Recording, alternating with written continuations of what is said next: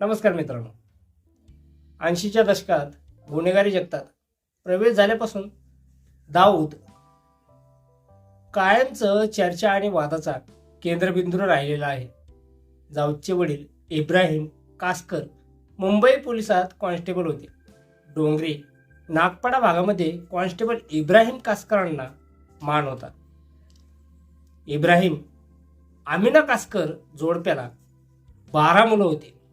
त्यापैकी एक दाऊद 7वीमध्ये शाळा सोडल्यानंतर दाऊदने परिसरातल्या टवाळ मुलासोबत लहान चोऱ्यामाऱ्या, लोकांच्या गळ्यातल्या साखळ्या हिसकावणं, पाकिटमारी, मारहाण अशा कारवाया सुरू केल्या.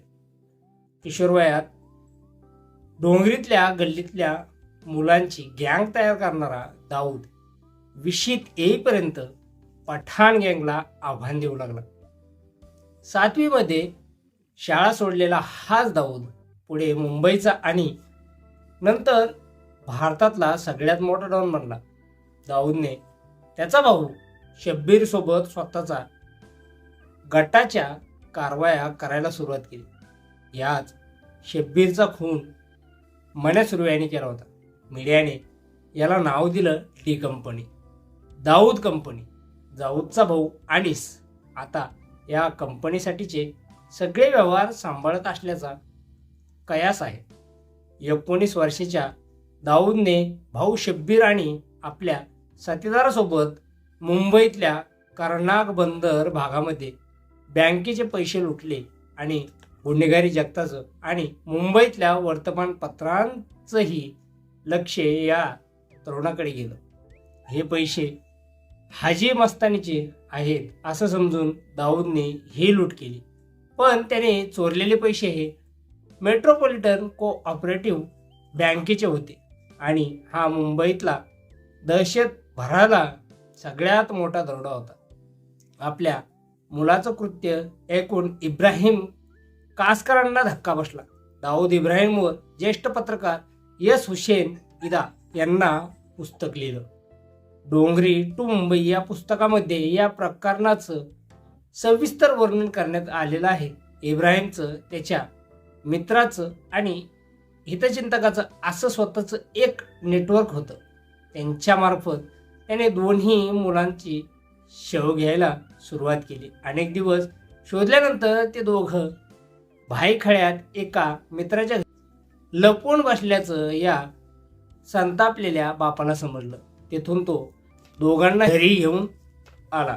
हे दोघे आई आमिनाचा ओरडा आणि शिव्याशाप मानाखाली घालून ऐकत असतानाच माळ्यावर जाऊन इब्राहिमने स्टीलचं कपाट उघडलं. क्राईम ब्रांचचा हेड कॉन्स्टेबल म्हणून अभिमानाने जो चांबडी पट्टा तो घालायचा तो घेऊन इब्राहिम खाली आला. संतापलेल्या इब्राहिमने दोन्ही मुलांना इतकं झोडपून काढलं की त्यांच्या पाठीची सालटी निघाली. शेवटी इतरांनी इब्राहिमला पकडून हातातून बेल्ट हिसकावून घेतल्यानंतर हा मार थांबला. पण हा बाप इतक्यावर थांबला नाही. आमिनाने या दोघांना अन्नपाणी देण्यापर्यंत इब्राहिमने त्याला परफटत घराबाहेर काढलं. टॅक्सी कोंबलं, क्राईम ब्रांचला आणलं. तिथल्या अधिकाऱ्यांच्या पायावर आपल्या मुलांना घालत तो हात जोडून रडू लागला. मुलांनी केलेल्या लाजिरवाण्या कायद्याबद्दल त्याने अधिकाऱ्याची माफी मागितली. दाऊद आणि शब्बीरची केविलवाणी अवस्था आणि इब्राहिमचा सच्चेपणा पाहत क्राईम ब्रांचच्या अधिकाऱ्यांनी या दोघांना स्वतःच्या मारातून सुटका दिली. पुढे अशा अनेक घटना घडल्या जिथे दाऊदला आपोआप सूट मिळाली. पण रक्त सळसळणारी ती घटना आणि त्यानंतर मिळालेली 15 मिनिटांची प्रसिद्धी इब्राहिमला भावली. कदाचित याच घटनेने दाऊद इब्राहिम मधल्या डॉनला जन्म दिला. अंडरवर्ल्डमध्ये दाऊदच्या प्रवेशामुळे तिथल्या तेव्हाच्या प्रस्थापितांच्या वर्चस्वाला धक्का बसला आणि गँग वारला आणि रक्तपाताला सुरुवात झाली. पठाण गँगने शब्बीर कासकरांची पेट्रोल पंपवर हत्या केली. दाऊदने नाट्यमयरित्या या हत्येचा बदला घेतला. करील लालाचा पुतण्या समाद खानची दाऊदने 1986 मध्ये हत्या घडवून आणली. यानंतर दाऊद भारताबाहेर पळून गेला. दाऊदमध्ये डी कंपनीने वेगवेगळे उद्योग सुरू केले होते. डी कंपनीच्या कारवाया भारताबाहेर सुरू झाल्या. 1993 मध्ये मुंबईमध्ये झालेल्या साखळे बॉम्बस्फोटाचा दाऊद मास्टरमाइंड असल्याचा त्याच्यावर आरोप आहे. या स्फोटामध्ये 257 जण ठार झाले तर 700 जण जखमी झाले होते. बाबरी मस्जिद पाडण्यात आल्यानंतर मुंबईमध्ये दंगली उसळल्या. त्यामध्ये अनेक मुसलमानांचा बळी गेला. त्यामुळे व्यथित झालेल्या दाऊदने पाकिस्तानच्या ISIच्या मदतीने भारतामध्ये बॉम्ब आणि शस्त्र स्मगल करून आणली होती आणि 12 मार्च 1993 रोजी मुंबई साखळी बॉम्बस्फोट घडवून आणला असा दाऊदवर आरोप आहे. बाबरी मस्जिद पाडल्यानंतर मुंबईतल्या मुसलमानांनी दाऊदकडे मदत मागितली तर त्याने मदत केली नाही. म्हणून काही मुसलमान महिलांना दाऊदला बांगड्या पाठवल्याची चर्चा होती, असं मुंबईचे माजी पोलीस कमिशनर राकेश मारिया यांनी त्यांच्या let me say it now या आत्मचरित्रात म्हटलं आहे. डी कंपनीचे सदस्य असणाऱ्या छोटा शकील, टायगर मेमन, याकूब मेमन आणि अबू सलेम या सगळ्यावर 1993च्या मुंबई बॉम्बस्फोटासंबंधीचे विविध आरोप आहेत. त्यापैकी अबू सालेमला जन्मठेपेची शिक्षा झाली तर याकूब मेमनला दोषी आढळल्यानंतर फाशीची शिक्षा देण्यात आली. दाऊदचे लष्कर-ए-तैयबा आणि ओसामा बिन लादेन अल कायदाशीही संबंध असल्याचे आरोप झाले होते. 9/11च्या वर्ल्ड टेस्ट सेंटर हल्ल्यामागे दाऊदचाही हात असल्याचा आरोप अमेरिकन सरकारने केला होता. दाऊद स्पेशली डिसिग्नेटेड ग्लोबल टेररिस्ट असल्याचं म्हणत अमेरिकेने दाऊदची विविध देशातली मालमत्ता जप्त करण्याची मागणी युनायटेड नेशन्सकडे केली होती. दाऊद इब्राहिमने आपल्या बस्तान दुबईमधून नंतर पाकिस्तानात हलवलं आणि तिथे पाकिस्तानने त्याला आश्रय दिल्याचा आरोप अनेकदा करण्यात आला. पाकिस्तानची गुप्तचर संस्था ISIचा पाठिंबा दाऊदला मिळत असून तो कराचीत राहत असल्याचा आरोप भारताने केला होता. पण दाऊद आणि त्याचं कुटुंब पाकिस्तानात नसल्याचं इस्लामाबादने अनेकदा म्हटलंय. पाकिस्तान सरकारने देशातल्या 88 कट्टरवादी नेते आणि संघटनांवर 22 ऑगस्टला निर्बंध लावले. या यादीत दाऊद इब्राहिमचा समावेश करत पाकिस्तान सरकारने पहिल्यांदाच अप्रत्यक्षपणे का होईना पण दाऊद आपल्याच देशात असल्याचं स्वीकारलं होतं. दाऊद आजारी असल्याच्या, त्याचा मृत्यू झाल्याच्या वावड्याही अनेकदा उठल्या होत्या. पण दाऊद आणि त्याचं कुटुंब व्यवस्थित असल्याचं अनीस इब्राहिमने IANS वृत्तसंस्थेला दिलेल्या मुलाखतीत म्हटलं होतं. दाऊद पाकिस्तानात असून त्याची मुलगी महावरूचा विवाह माजी पाकिस्तानी क्रिकेटपटू जावेद मयांदच्या मुलाशी झाल्याचीही द क्विंटच्या या बातमीत उल्लेख आहे. दाऊद आणि त्याच्या भावांनी डी कंपनीच्या मार्फत UAE आणि पाकिस्तानमध्ये लक्झरी हॉटेल्स आणि बांधकाम प्रकल्प सुरू केले असल्याचंही अनीसने या मुलाखतीदरम्यान मान्य केलेच आहे. या बातमीत म्हटलेलं आहे. दाऊदच्या ठाव ठिकाणाविषयी बोलताना लेखक आणि ज्येष्ठ पत्रकार हुसेन झैदी यांनी 2019 मध्ये क्विंटला दिलेल्या मुलाखतीत म्हटलं होतं, दाऊद कुठे आहे हे एजन्सींना माहीत आहे. अगदी कोणती गल्ली, कोणतं घर हे सगळं माहिती आहे.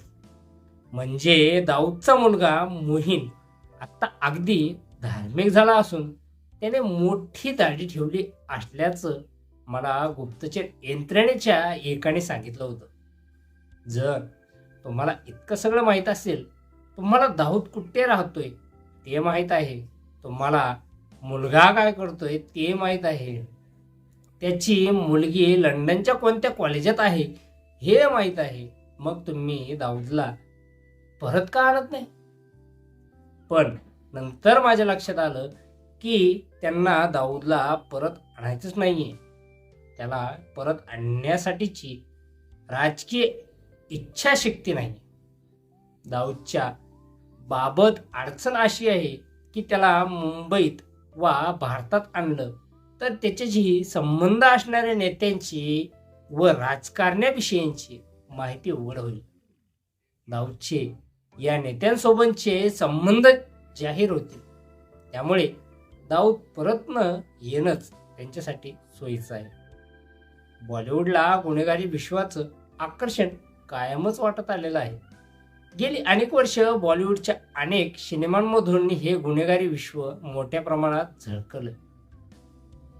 D company, shootout at Lokhandwala, shootout at Wadala, once upon time in Mumbai, black Friday अशा अनेक सिनेमांमधून मुंबईतल्या गुन्हेगारी विश्वाचं आणि दाऊद इब्राहिमचं चित्र करण्यात आलेलं आहे. 1990च्या दशकात दाऊद इब्राहिमने मुंबईमध्ये दिलेल्या पार्ट्यांना बॉलिवूडच्या अनेक तारकांनी हजेरी लावली होती. याविषयीची व्हिडिओ जी पाहायला मिळतात. आपण दाऊद इब्राहिमला दोनदा भेटल्याचं दिवंगत अभिनेते ऋषी कपूर यांनी त्यांच्या खुल्लम खुल्ला या आत्मचित्रात म्हटलं आहे. टी सिरीजच्या गुलशन कुमार यांच्या हत्येमागे अबू सालेम आणि पर्यायाने डी गँगचा हात असल्याचंही म्हटलं गेलं होतं.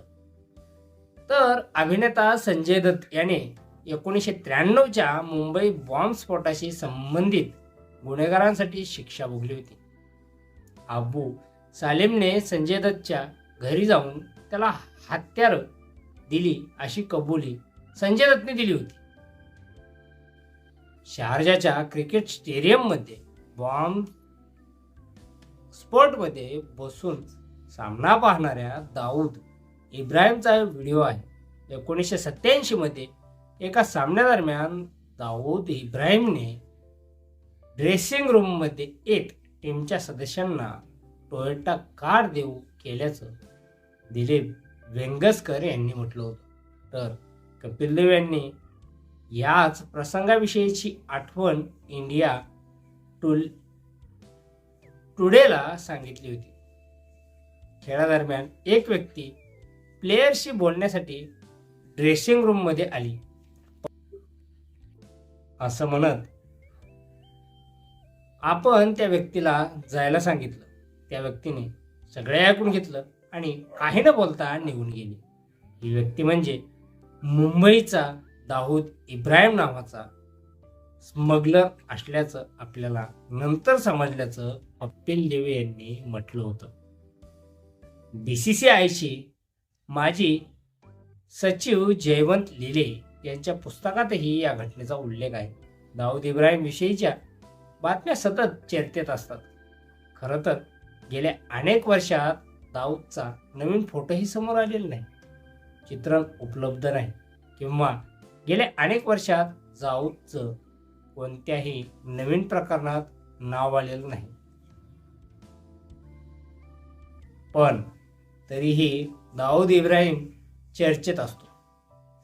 या दिवशी बोलताना मुंबई क्राईम रिपोर्ट असोसिएशनचे माजी अध्यक्ष सुधाकर कश्यप म्हणाले, दाऊद बातम्यामध्ये असतो कारण या बातम्या नॅशनल इंटरनॅशनल असतात. भारतीय मीडियासाठी महत्त्वाच्या असतात आणि अशी बातमी आली की इतर बातम्या बाजूला पडतात.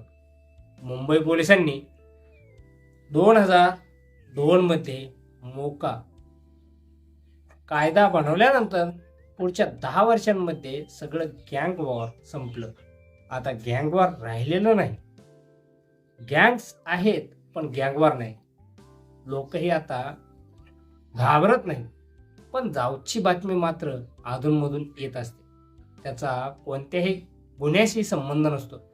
गेल्या 10-15 वर्षांमध्ये कुठल्याही केसमध्ये दाऊदचं नाव आलेलं नाही. 2002 ते 2003 चारा सहारा प्रकल्प झाला होता. त्यावेळी दाऊदचं नाव चर्चेत होतं. 93 ब्लास्टमध्ये दाऊद वॉन्टेड आरोपी होता. त्यानंतर कुठल्याही गुन्ह्यात दाऊदचं नाव आलेलं नाही. पण तरीही दर 2 महिन्याला दाऊदची बातमी येत असते. 2015 मध्ये मुंबईतल्या दाऊदच्या मालकीच्या दिल्ली जायका रेस्टॉरंटची विक्री करण्यात आली. तेव्हा दाऊद इब्राहिम चर्चेत होता. पत्रकार यस हुसेन झैदी यांनी दाऊद इब्राहिमची फोनवरून मुलाखत घेतली होती. सप्टेंबर 1997 मध्ये इंडियन एक्सप्रेसच्या पहिल्या पानावर ही मुलाखत छापण्यात आली होती. बीबीसीला 2019 मध्ये दिलेल्या मुलाखतीमध्ये हा अनुभव सांगितलेला होता. हुसेन जैदीने म्हटलं होतं, माझ्या कॉन्टॅक्ट्स आणि सोर्सेस मार्फत मी दाऊदशी संपर्क करण्याचा प्रयत्न करायला सुरुवात केली. दक्षिण मुंबईतल्या काहींचा दाऊदशी चांगला संपर्क होता. पण माझी गाठ घालून देण्याची त्यांची इच्छा नव्हती. कारण त्यांनी तसं केलं असतं तर पोलिसांनी त्यांच्यावर पाळत ठेवून त्यांना पकडण्यासाठी त्रास देण्याची शक्यता होती. म्हणून त्यांनी माझ्याकडून वचन घेतलं की ते मुलाखत ठरवून देतील, पण त्यानंतर मी पुन्हा कधीही त्यांना संपर्क करायचा नाही.